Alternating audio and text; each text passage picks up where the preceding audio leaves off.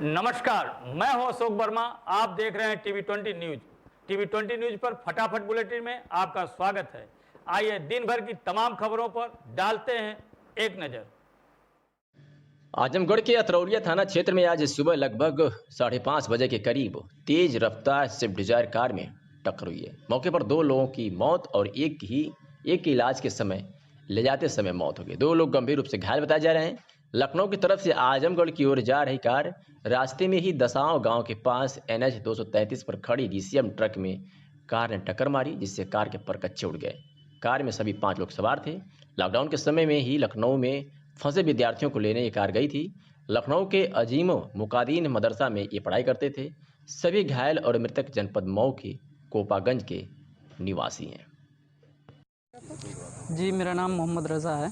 Sir, इस जो घटना घटी है इसका विस्तार आप लोग लखनऊ गए थे, इसके बारे में बताइए। जी, घटना का पूरा प्रकरण ये है कि कुछ बच्चे हमारे कोपागंज से जनपद मऊ से लखनऊ तंजीमुल मुकादिब मदरसा है, वहाँ पढ़ते थे। तो हम मदरसे वालों ने छुट्टी दी थी, तो हम बच्चों को लेने के लिए जैसे लखनऊ पहुँचे हुए थे। तो लखनऊ से 2 गाड़ियों से हम लोग वहाँ से बच्चों को लेकर आ रहे थे, जिसमें दोनों गाड़ियों में 3-3 बच्चे थे और दोनों स्विफ्ट गाड़ी थी। एक डिज़ायर थी और एक केवल स्विफ्ट थी। तो जो डिज़ायर थी उसमें हम लोग थे और वो गाड़ी आगे आगे चल रही थी, और वो जो केवल स्विफ्ट थी वो गाड़ी लगभग हमारी गाड़ी से 2 किलोमीटर पीछे थी। और घटना जो है कि ये पीछे वाली गाड़ी के साथ घटी है।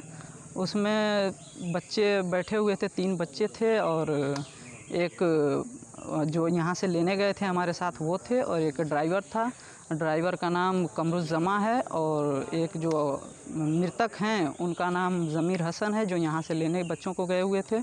और 3 बच्चों में से 2 मृतक हैं, जिनका नाम एक का अली मोहम्मद है और दूसरे बच्चे का नाम है मोहम्मद जॉन, और एक और बच्चा है वो अभी मतलब इलाज चल रहा है उसका आजमगढ़ सदर में, जो इमरजेंसी में। इस बाबत SP आजमगढ़ ने क्या कुछ कहा, आइए आपको सुनाते हैं। देखिए, ये बहुत ही दुखद घटना हुई है। एक ट्रक था जिसमें एक स्विफ्ट डिजायर कार जाकर के अचानक जो है पीछे से लड़ जाती है। उसमें 3 लोगों की डेथ हो गई।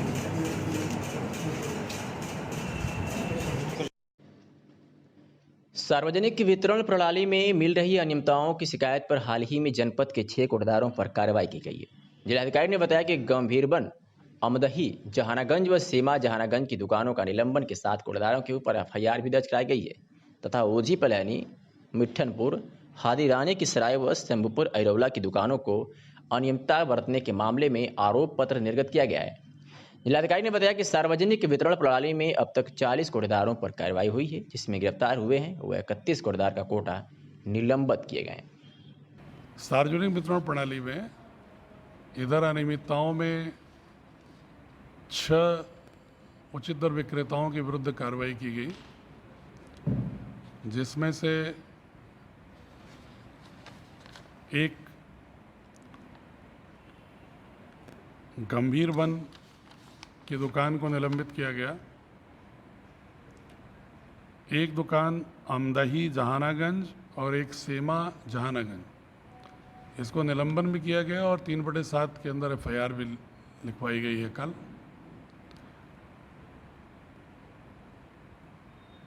ऊंची पलहनी, मिट्ठनपुर हादी रानी की सराय, शंभुपुर ऐरौला, इनकी दुकानों को अनियमितता में आरोप पत्र निर्गत किया गया है।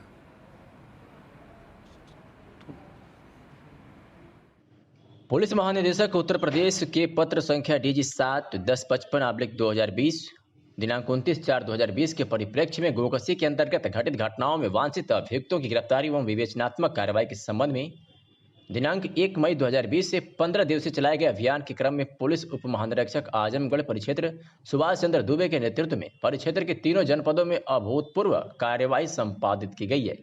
इस कड़ी में परिक्षेत्र में उक्त 15 दिवस में की गई गिरफ्तारी एवं निरोधात्मक कार्रवाई का विवरण निम्न प्रकार है, जैसे में NSA 2 gangster act 227 167 history seat खोली गई है, जिसमें आजमगढ़ में 147, मऊ में 10 और बलिया में 10, गैंग पंजीकरण 25, जिसमें कुल सदस्यों की संख्या 121 है।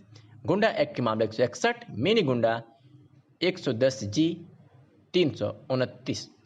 उक्त अभियान के दौरान की गई विशिष्ट निरोधात्मक कार्रवाई के फलस्वरूप वाराणसी जोन में परिक्षेत्र आजमगढ़ एवं परिक्षेत्र आजमगढ़ में जनपद आजमगढ़ प्रथम स्थान पर रहा है।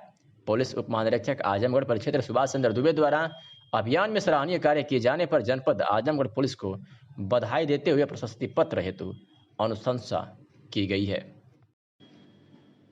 जनपद में वाहनों के संचालन के संबंध में जिलाधिकारी ने बताया है कि अब लॉकडाउन 4 में 2 पहिया वाहन पर सिर्फ एक ही व्यक्ति चलेगा, पीछे सिर्फ महिला बैठ सकती है। तो वही 4 पहिया वाहन पर 1+2 लोग चलेंगे। लेकिन शासन ने स्पष्ट कर दिया है कि 2 पहिया वाहन पर सिर्फ एक ही व्यक्ति चलेगा। 2 लोग तभी अनुमन्य है जब पीछे बैठने वाली कोई महिला हो। वह छूट सिर्फ इसलिए है कोई महिला कोई शिक्षक, स्वास्थ्यकर्मी या कोई सरकारी कर्मचारी हो और उसे 2 पहिया वाहन चलाना न आता हो। इस स्थिति में उसके परिजन उसे छोड़ने उसे जा सकते हैं। इसके लिए किसी भी पास की जरूरत नहीं है। आइए सुनाते हैं कि जिलाधिकारी ने क्या कुछ कहा। वाहनों के संचालन के विषय में पहले सिर्फ ये था कि रेड जोन में 2 पहिया पर एक ही व्यक्ति चलेगा, बाकी में मौन था। तो इससे अर्थ निकाला गया कि वो मोटर व्हीकल एक्ट के अनुसार 2 आदमी चल सकते हैं, 2 चल सकते हैं। लेकिन अब की शासन ने स्पष्ट कर दिया है कि 2 पहिया वाहन पर सिर्फ एक व्यक्ति चलेगा। सिर्फ 2 लोग तभी अनुमन्य हैं जब पीछे बैठने वाली महिला हो। वो इसलिए अलाउ किया गया है अगर कोई महिला शिक्षक है, कोई सरकारी ड्यूटी पर है, कोई अस्पताल जाना चाहती है, वो 2 पहिया वाहन नहीं चला सकती है, तो उसके पति बेटे उसको छोड़ने के लिए जा सकते हैं। इसके लिए किसी अलग से परमिट की ज़रूरत नहीं है। लेकिन इसके अलावा कोई व्यक्ति 2 पहिया पर सिर्फ एक ही व्यक्ति चलेगा। अगर कोई महिला ड्राइव कर रही है तो पीछे पुरुष नहीं बैठेगा, फिर अकेला ही अलाउ होगा। नहीं, नेचुरली 2 महिला है, पीछे बैठने वाली तो अलाउ होगा। दोनों महिलाएं हो भाई, पीछे की सीट पर अगर महिला है तो 2 लोग अलाउ होगा। वो ड्राइव करने वाला पुरुष है कि महिला है, इरिस्पेक्टिव। और 4 पहिया पर 1+2 वही फार्मूला है। जिले के अंदर अनुमति की आवश्यकता नहीं है कंटेनमेंट जोन के अलावा, और दूसरे जिले में जाना है तो परमिशन लेना है।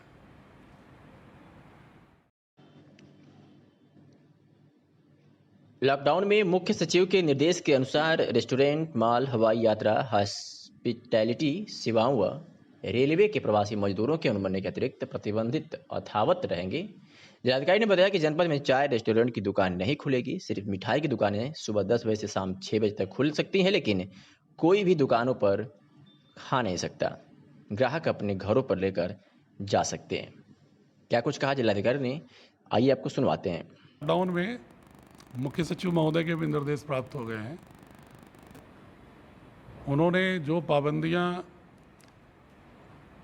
रेस्टोरेंट, मॉल, हवाई जहाज के परिचालन, रेलवे के प्रवासी श्रमिकों के अनुमन्य के अतिरिक्त प्रतिबंध या हॉस्पिटैलिटी सर्विसेज के प्रतिबंध पर, वो यथावत अभी भी रखी हुई हैं, वो यथावत रहेंगे। दुकान खोलने के विषय में उन्होंने जिलाधिकारियों पर छोड़ दिया है कि वो दुकानें खोली जा सकती हैं। जिलाधिकारी इसको कैसे विनियमन करेंगे उस पर वो विचार कर सकते हैं। ऑलरेडी कई दिन पहले से हमारे यहाँ अधिकांश दुकानें खुली हैं। हॉस्पिटैलिटी की दुकानें अभी भी नहीं खुलेंगी, अर्थात चाय की दुकान नहीं खुलेगी क्योंकि उसमें सर्विस हॉस्पिटैलिटी है।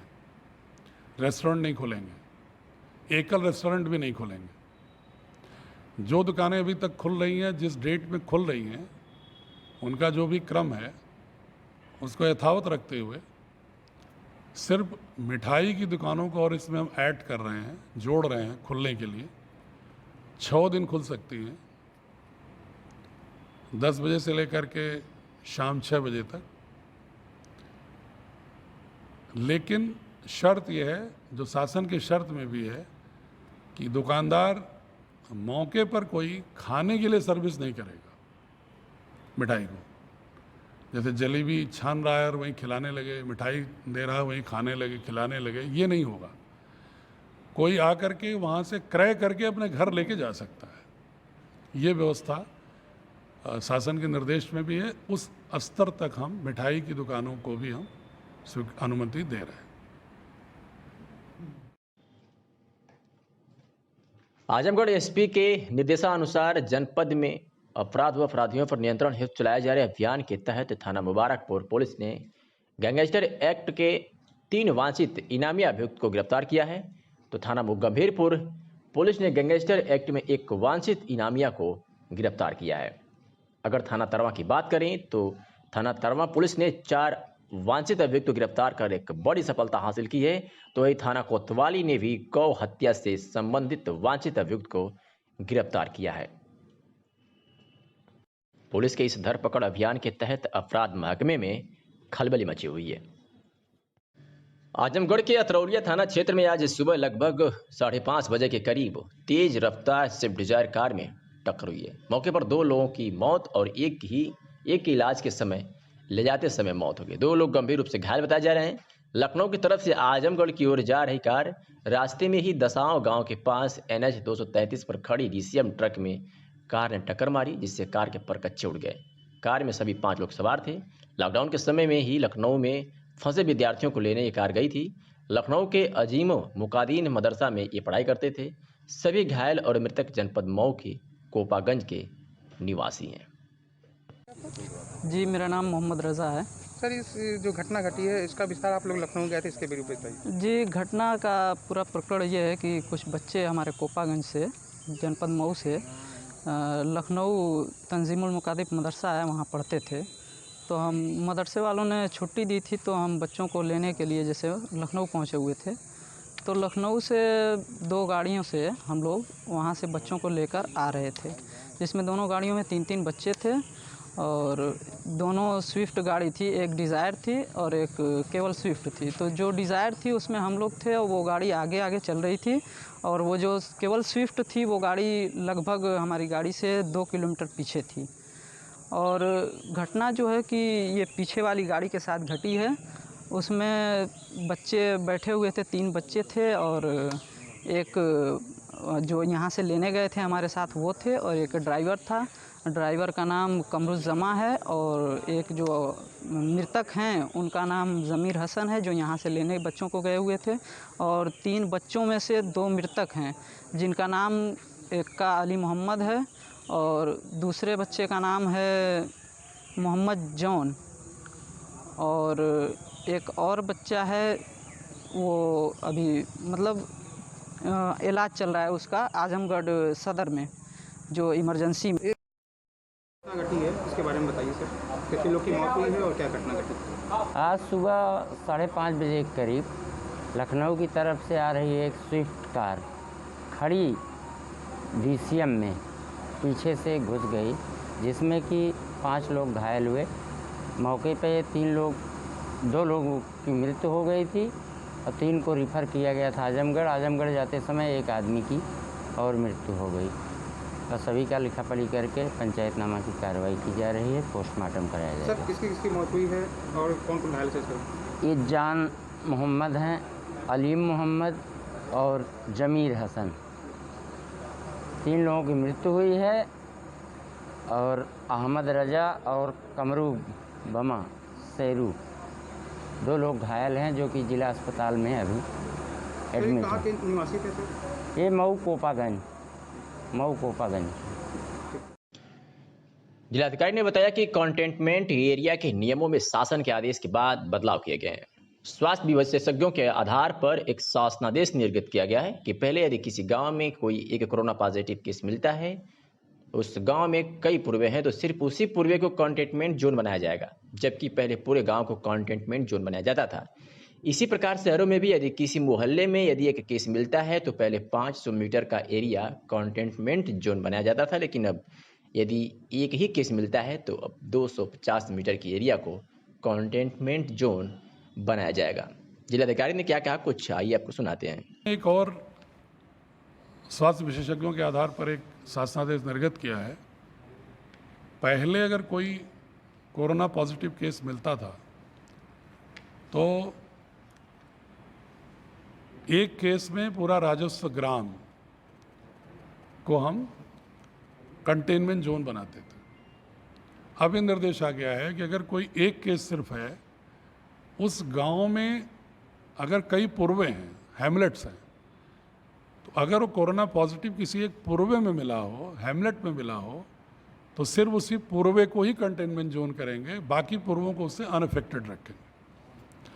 उसी तरह से शहर में भी अगर एक ही केस मिलता है तो पहले नियम ये था कि मोहल्ले में 500 मीटर तक कंटेनमेंट जोन करते थे, अब उसको उन्होंने एक केस की स्थिति में 250 मीटर तक कर दिया। ये परिवर्तन भी कल मुख्य सचिव के आदेश में आया हुआ। भारतीय जनता पार्टी आजमगढ़, राष्ट्रीय स्वयंसेवक संघ आजमगढ़, विश्व हिंदू परिषद, विद्यार्थी परिषद द्वारा प्रवासी मजदूर यात्रियों को सहायता पहुंचाने के लिए करतारपुर तिराहे पर धर्मेंद्र सिंह की देखरेख में यात्रियों को पैरों में चप्पल, पानी, बिस्कुट, भोजन का पैकेट आदि सुविधा देकर उनकी सहायता किया। इसमें नगर के निवर्तमान नगराध्यक्ष विनय प्रकाश गुप्ता और मयंक गुप्ता, इस कार्यक्रम के संयोजक, अन्य लोग सहयोगी भी सहयोग में लगे थे। आजमगढ़ के बेरियागंज में स्थित स्टेट बैंक ऑफ इंडिया में खाताधारक शिक्षक के खाते से साइबर अपराधियों ने एक बच्चे को मोहरा बनाकर बैंक से 8 लाख रुपए गबन कर लिया है। एसपी आजमगढ़ ने जानकारी देते हुए बताया कि इस मामले में कहीं न कहीं बैंक की भी भूमिका संलिप्त नजर आ रही है। एसपी ने कहा कि कई बार में साइबर अपराधियों ने बच्चे से गेम खेलने और उसे खरीदने का झांसा देकर बैंक के खाते से 8 लाख रुपए का गबन कर दिया जाता है, लेकिन खाताधारक के मोबाइल पर एक भी विड्रॉल का मैसेज नहीं आता है। घटना के बारे में एसपी आजमगढ़ ने कहा कि मामले की जानकारी होते ही पुलिस अपने स्तर से जांच कर रही है और जल्द ही इस मामले में संलिप्त सभी आरोपियों का खुलासा कर दी जाएगी। साथ ही एसपी आजमगढ़ ने सभी बच्चों के अभिभावकों से यह अपील किया है कि अपना एटीएम और डेबिट कार्ड अपने बच्चों से बचा कर रखें। आइए सुनाते हैं कि इस घटना के बारे में एसपी आजमगढ़ ने क्या कुछ कहा। सर, आपके सामने एक मामला आया है, एक बच्चे को मोहरा बना के 8 लाख रुपया बैंक अकाउंट से निकाल लिए गए। क्या मामला है? देखिए, ये 12 साल का बच्चा है, 6 क्लास में पढ़ता है। इसको ऑनलाइन गेम खेलने का शौक़ है। जो एक फ्री फायर गेम है वो ये खेलता था। इसको इसके मोबाइल फ़ोन पे एक व्हाट्सएप आता है और व्हाट्सएप पे ये पूछता है कि बेटा आप ये गेम खेल रहे हो, और तो ये कहता है हाँ, दोस्ती हो जाती है। फिर इसके गेम की आईडी मांगता है इससे, इसके साथ गेम भी खेलता है। बाद में वो ये कहता है कि तुम क्या इसमें और एडवांस गेम खेलना चाहते हो तो पेमेंट करना पड़ेगा, हैक लेना चाहते हो? तो इसने कहा नहीं। तो उन्होंने कहा कि नहीं, आप हैक ले लो, आप बहुत अच्छा गेम खेल लोगे, बहुत ही स्मार्ट हो, आप ज़्यादा अच्छा गेम खेलने लगोगे तो आप पैसा भी कमाने लगोगे, तो इसके लिए आपको गेम खरीदना पड़ेगा। फिर इसको एक डेबिट कार्ड का फ़ोटो भेजता है, कहता है देखो ये तुम्हारे घर में होगा, मम्मी पापा के पास। तो इस बच्चे को जानकारी रहती है, ये अपने पापा का डेबिट कार्ड का अकाउंट लेता है और अकाउंट उसके साथ शेयर कर देता है। वो लड़का 2 ऑप्शन लेता है, एक तो पेटीएम का वॉलेट लेता है और उसमें कुछ पैसा ट्रांसफ़र करता है। उसके बाद से यूपीआई का भी एक्सेस वो ले लेता है, क्योंकि ओटीपी इस नंबर पे आता है। ये लड़का ओटीपी भी शेयर कर दिया पहली बार, तो उसने एक अपना पिन भी बना लिया और यूपीआई पे आईडी भी खोल लिया। अब ये पूरा अकाउंट जो है, अकाउंट से पैसा जो है कभी गेम पोर्टल पे खर्चा कर रहा है और कई बार उसने किसी फेक अकाउंट में भी ले जा करके पैसा ट्रांसफ़र कर दिया। इस तरह से कुल 8 लाख रुपये उस लड़के ने इनके पापा के अकाउंट से पैसा ट्रांसफ़र कर दिया। इसमें उस लड़के को बैंक का भी एक्सेस निश्चित रूप से है, क्योंकि इनका मोबाइल नंबर भी चेंज है। इनको कोई भी एसएमएस आया नहीं। जो 8 लाख रुपये का विड्रॉल हुआ है, इसका कोई एसएमएस नहीं आया। और लास्ट में एक एसएमएस ये आता है कि आपका मोबाइल नंबर अपडेट कर दिया गया है। इसका मतलब कि बीच में इनका मोबाइल नंबर चेंज कर दिया गया था। जब सारा पैसा निकल गया तो लास्ट में जाकर के फिर इनका मोबाइल नंबर उसमें अपडेट कर दिया जाता है और तब इनको पता चलता है कि हमारे अकाउंट से 8 लाख रुपये निकल गए हैं। ये सभी जितने भी लोग हैं, मैं पब्लिक से ये अपील करना चाहता हूँ कि जो भी उनके बच्चे गेम खेल रहे हैं, आप सावधानी बरतें, क्योंकि बच्चे इनोसेंटली, उनको जानकारी भी नहीं है कि उनके साथ धोखा हो सकता है। वो पापा का डेबिट कार्ड या क्रेडिट कार्ड का डिटेल शेयर कर दे रहे हैं। पापा को भी कोई जानकारी नहीं, बच्चों को कोई मॉनिटर नहीं कर रहा, और इस तरह से 8 लाख रुपये इनके अकाउंट से निकल गए। ये बहुत बड़ा सबक है कि जो बच्चे आज की डेट में गेम खेल रहे हैं उनको मॉनिटर किया जाए, उनसे अपना डेबिट और क्रेडिट कार्ड बचा के रखा जाए, क्योंकि बच्चे को ये जानकारी नहीं है कि ये डेबिट कार्ड के इन्फॉर्मेशन हमारे लिए कितना हमारे पापा के लिए खतरा हो सकता है, और पापा को ये जानकारी नहीं कि हमारा बच्चा गेम खेल रहा है, तो हम इसको कैसे मॉनिटर करें। ये बहुत बड़ा मैसेज है। मैं आम जनता से अपील करूँगा कि निश्चित रूप से जो उनके बच्चे गेम खेल रहे हैं उस पर लगाम लगाएं। एक तरह का एडिक्शन है और एक तरह की साइकोलॉजिकल बीमारी पैदा हो जा रही है। वो बच्चा गेम खेलते खेलते उसको पता नहीं, वो अपने पापा के अकाउंट से पैसा भी ट्रांसफ़र करने लगता है। सर, इसके पिताजी का अकाउंट किस बैंक का है और क्या अभी तहकीकात में आपको समझ में आया है? देखिए, इनके पापा का अकाउंट SBI अकाउंट में है। ये स्कूल में टीचर हैं। अभी हमारा इन्वेस्टिगेशन चल रहा है। हमने करीब करीब आइडेंटिफाई कर लिया कि वो साइबर क्रिमिनल, वो लड़का वो कौन है, उसको हमने आइडेंटिफाई कर लिया। केस रजिस्टर हो रहा है, उसमें 2-3 दिन में हम उसको गिरफ्तार कर लेंगे। सर, कोई बैंक का कर्मचारी हो सकता है इसमें? चूँकि बैंक में इनके मोबाइल नंबर चेंज किए गए हैं, तो निश्चित रूप से 90% संभावना ये है कि बैंक के एंड पे कोई ना कोई है जो इनका नंबर चेंज किया गया। तो इस तरीके का क्राइम पहली बार देखने को मिला है? इसके पहले भी इस तरीके के गेम के माध्यम से? देखिए, किसी छोटे बच्चे को के साथ उसकी गेम की आईडी लेकर के उसके साथ खेलना, फिर उसको ब्रेन वॉश करना, ब्रेन वॉश करने के बाद पेटीएम डाउनलोड करवाना, UPI का एक्सेल लेना, पैसा ट्रांसफ़र करना, ये पहले ये एक अजीब तरह का केस है जिसको हम लोगों ने इन्वेस्टिगेट किया है। और 2-3 दिन में वो उस जो लड़का है जिसने अकाउंट कॉम्प्रोमाइज़ किया, इस बच्चे को मिसगाइड किया, उसको हम गिरफ्तार कर लेंगे, फिर आपके सामने। सर, आपने साइबर के बहुत से मामले सुलझाए, ये अनोखा मामला है। हाँ, निश्चित रूप से ये नए तरीके का अपराध है और ये इसके लिए और ये इस अपराध से सबको सबक लेना चाहिए कि ये डिजिटल दुनिया में और क्या। ऑल इंडिया थिएटर काउंसिल के आह्वान पर देश भर के अव्यवसायी कलाकारों ने आज 10:10 पे अपने घरों में मौन रहकर भारत सरकार से सभी कलाकारों की आर्थिक मदद के लिए प्रदर्शन किया। इसी क्रम में अपने जनपद आजमगढ़ में भी संगठन के राष्ट्रीय कोषाध्यक्ष रंगकर्मी सुनील दत्त विश्वकर्मा ने भी जनपद के कलाकारों के साथ मौन प्रदर्शन किया है। इस मौके पर उन्होंने कहा कि कोविड-19 के चलते देश के हर विद्या के कलाकारों की हालत दयनीय हो गई है। पिछले 50 दिनों से सभी काम बंद है, जो पैसे थे वो खर्च हो गए हैं। देश में सभी के किसी भी प्रयोजन में कलाकारों को सभी आगे रखते हैं, लेकिन इस आपदा की घड़ी में किसी ने भी अव्यवसायिक कलाकारों की सुधि नहीं ली। इतना ही नहीं, नमस्ते ट्रंप के लिए जिनको लोग कलाकारों को एयरपोर्ट से लेकर ताजमहल और रास्ते भर स्वागत में खड़ा किया गया, उनकी भी सरकार को याद नहीं आई है। सरकार या सांस्कृतिक विभाग सभी कलाकारों के प्रति उदासीन है। सरकार के आर्थिक पैकेज में कहीं भी कलाकारों का जिक्र नहीं। आखिर हम कलाकार किस श्रेणी में हैं? कलाकारों के अनुदान रुके हैं, नुक्कड़ नाटकों के पेमेंट रुके हैं, आने वाले दिनों में किसी कार्यक्रम के आसार नहीं है।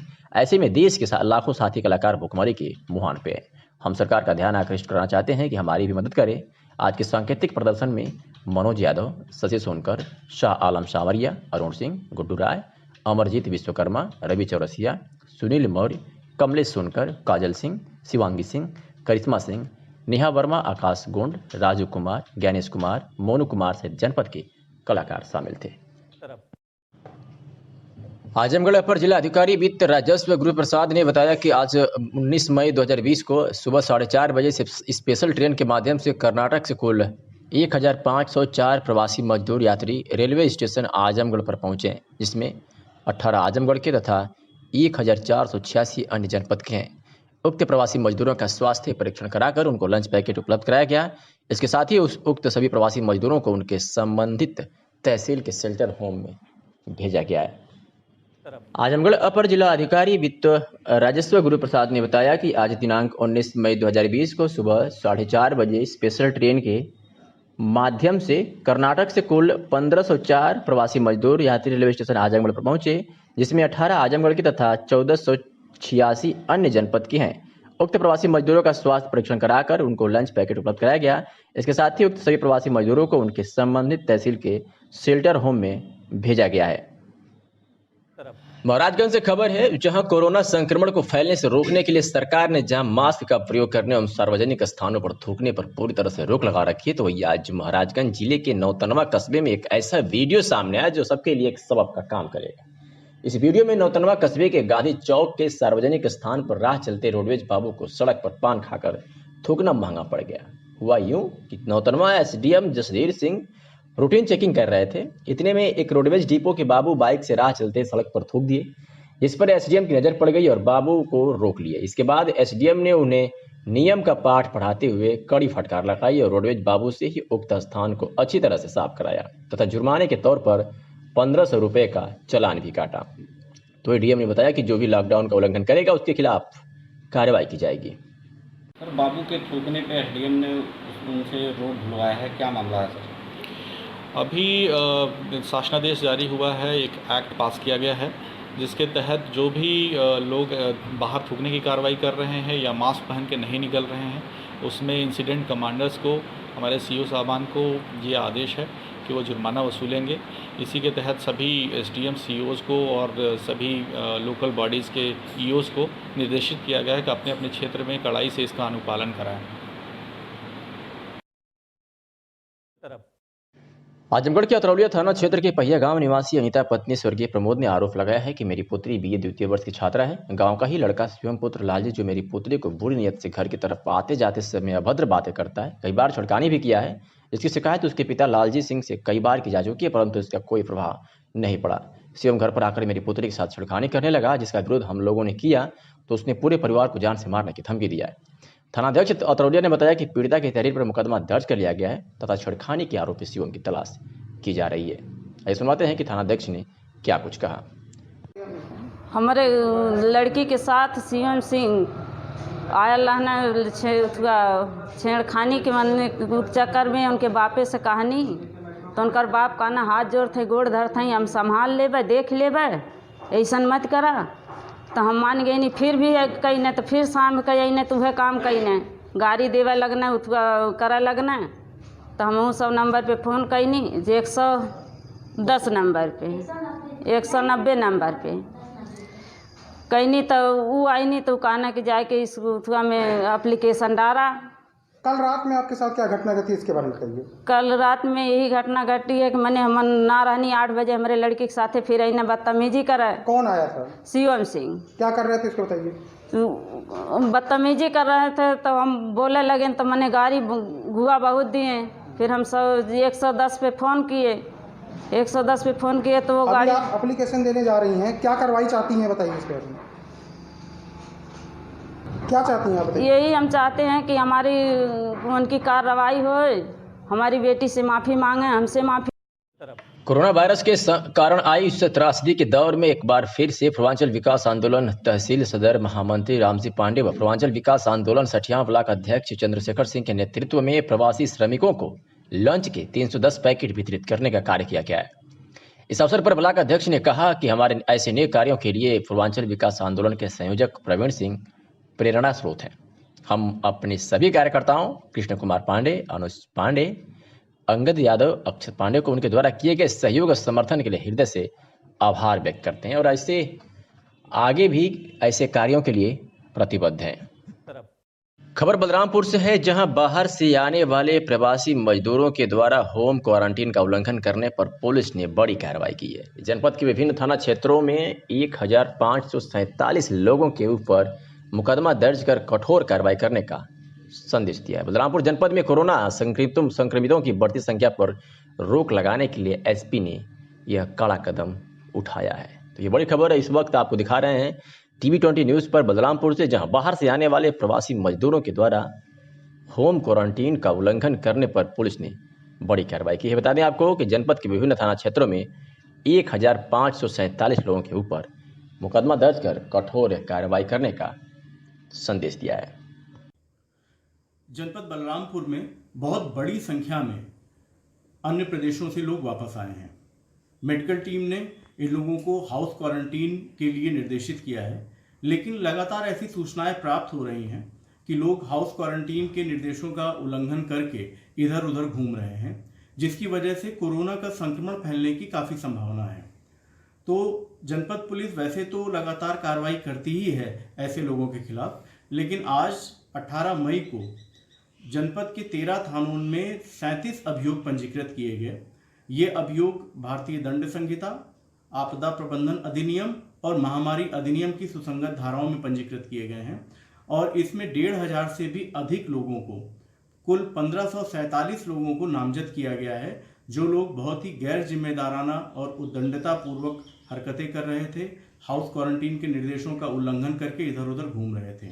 तो इस प्रकार से आज जनपद पुलिस ने एक काफ़ी बड़ी कार्रवाई की है और इसी तरह की कार्रवाई हम लोग नियमित रूप से चलाते रहेंगे और ऐसे लोगों को, जो लोग हाउस क्वारंटीन का उल्लंघन कर रहे हैं, हाउस क्वारंटीन के जो निर्देश हैं उनको नहीं मान रहे हैं, उन लोगों को लगातार हम लोग चिन्हित करके उनके खिलाफ अभियोग पंजीकृत करके कठोर कार्रवाई करेंगे। कोरोना आपदा में कोरोना वायरस के फैलाव को रोकने के लिए आज भारत रक्षा दल द्वारा नगर क्षेत्र में सैनिटाइजेशन का काम शुरू किया गया, जिसके तहत संगठन के कार्यकर्ताओं ने मोहल्ला कटरा से सैनिटाइजेशन करते हुए सब्जी मंडी, चौक पुराने कोतवाली पहाड़पुर, पांडे बाजार, बदरका मुख्य मार्ग पर सैनिटाइजेशन का कार्य किया। कार्यकर्ताओं द्वारा दो तरह का सैनिटाइजेशन किया जा रहा था, एक लोगों के घरों, दुकानों, दरवाजों पर, दूसरा व्यक्तियों को व्यक्तिगत रूप से। इस कार्य में लगे कार्यकर्ताओं ने कहा कि इस समय कोरोना का संक्रमण तेजी से बढ़ रहा है, लोगों का दुकानों में आना जाना शुरू हो गया है, इसलिए सैनिटाइजेशन की आवश्यकता को समझते हुए हम लोगों ने तय किया कि नगर के कोने कोने तक अर्थात प्रत्येक घर व ज्यादातर लोगों को व्यक्तिगत रूप से भी सैनिटाइज करेंगे। आज हमने इस अभियान की शुरुआत की है, अब प्रतिदिन हम लोग इस कार्य को निरंतर करेंगे। आज के कार्यक्रम में संगठन के दर्जनों कार्यकर्ता शामिल रहे, जिसमें प्रमुख रूप से रवि प्रकाश, जावेद अंसारी, निशीत रंजन, रामजन्म, उमेश सिंह गुड्डू, सुनील वर्मा, राजन अस्थाना, दुर्गेश श्रीवास्तव, डॉक्टर धीरज, मोहम्मद अफजल, गोपाल प्रसाद, हरिकेश विक्रम उपस्थित रहे। सुनवाते हैं कि क्या कुछ कहा इस बाबत हरिकेश विक्रम श्रीवास्तव ने।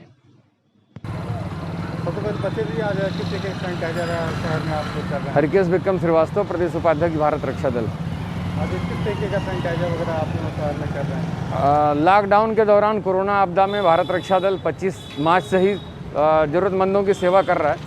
इस सिलसिले में देखा, इस समय हम लोगों ने देखा कि लोगों का आवागमन बढ़ गया है और संक्रमण होने की संभावना ज़्यादा बढ़ती जा रही है, तो दुकानें खुल रही हैं, लोग छू रहे हैं, आ रहे हैं, जा रहे हैं। उसके लिए आज हम लोगों ने तय किया कि पूरे नगर क्षेत्र में अब सैनिटाइज करेंगे, तो और ये अपने साधन से कर रहे हैं। भारत रक्षा दल अपने कार्यकर्ताओं के द्वारा अपनी मशीन खरीद के और अपना हाइड्रोक्लोराइड वगैरह खरीद के स्वयं से, ताकि हमारा नगर स्वस्थ रहे, सब लोग खुशहाल रहें, सुरक्षित रहें, इसीलिए सारा काम कर रहे हैं। नगर पालिका करना चाहिए वो काम आप कर रहे हैं, कैसे देखते हैं अब नगर पालिका को? नगर पालिका के बारे में कोई टिप्पणी करना मैं उचित नहीं समझता।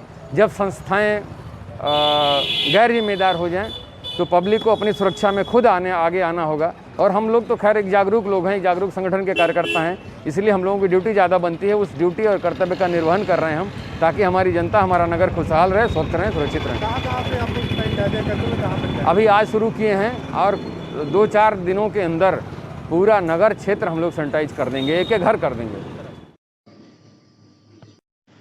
आजमगढ़ प्रभारी अधिकारी कंट्रोल रूम ने बताया है कि दिनांक 18 मई 2020 को प्रातः 6 बजे से शाम 6 बजे तक आजमगढ़ रोडवेज बस स्टेशन पर विभिन्न प्रदेशों जनपदों से कुल 2254 प्रवासी मजदूर यात्री आए हैं। रोडवेज बस स्टेशन आजमगढ़ पर आने वाले प्रवासी मजदूरों में गुजरात, हरियाणा, महाराष्ट्र, दिल्ली, पंजाब, केरल, जम्मू, आंध्र प्रदेश, राजस्थान, कर्नाटक, तेलंगाना, नोएडा, छत्तीसगढ़, हापुड़, इटावा, सहारनपुर तथा बागपत से ये प्रवासी मजदूर आए हैं। उपरोक्त व्यक्तियों में 12 छात्र हैं और शेष 2242 श्रमिक व उनके परिवार के सदस्य हैं।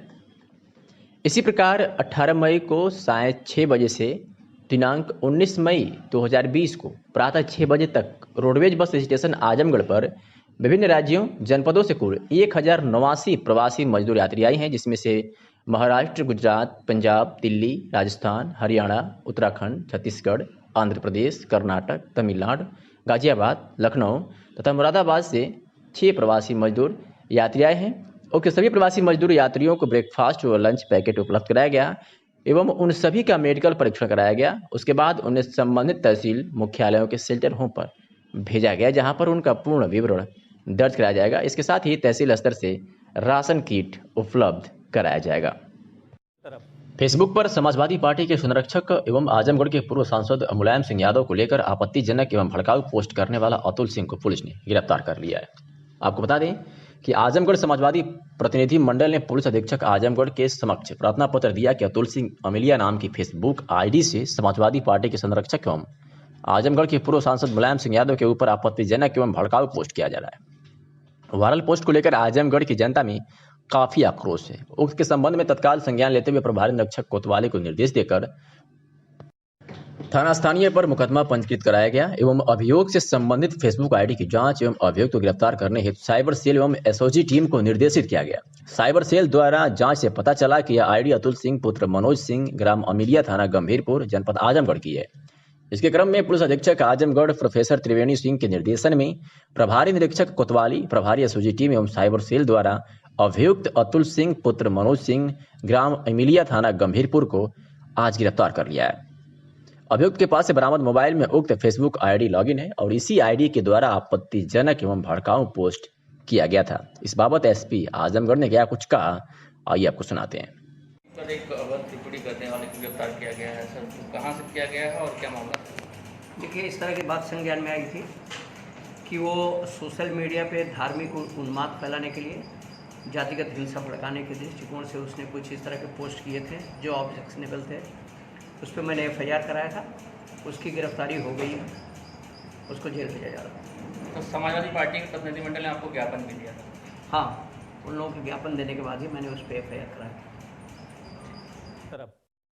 कर्नाटक से स्पेशल ट्रेन 7,313 प्रवासी मजदूरों को लेकर सरायमीर रेलवे स्टेशन पहुंची। प्रवासी मजदूरों के लिए लगी सरकारी बसों के ड्राइवरों ने रात से खाना न मिलने पर हंगामा किया है। Dohrighat depot, Azamgarh depot, Ambedkar depot, Sarai Mir में ट्रेन से आए यात्रियों की सुविधा के लिए लगाया गया है। सरकारी बसों की सफाई नहीं हो रही और ना ही उनको सैनिटाइज किया जा रहा है। सरकारी बसों में यात्रियों को भर भर कर 45 लोगों को बैठाया जा रहा है। अधिकारियों द्वारा सोशल डिस्टेंसिंग की धज्जियां उड़ाई जा रही है। उत्तर प्रदेश मुख्यमंत्री का जबकि आदेश है कि सिर्फ एक बस में 26 लोगों को ही बैठाया जाए। SDM निजामाबाद से जब इस अवस्था के बारे में बात की गई तो अपना पल्ला झाड़ते हुए कहा ADM FR ही इस मामले को जानेंगे। करा देंगे। अरे कब कराएंगे? सारा जब हो जाएगा तब। ये देखिए, पैसेंजर जा रहा है, सैनिटाइज हो ही नहीं रहा। गाड़ी बलिया गई थी, बलिया से फोन आ रहा है कि चले जाइए यहाँ सरायमीर आ रहे हैं पैसेंजर।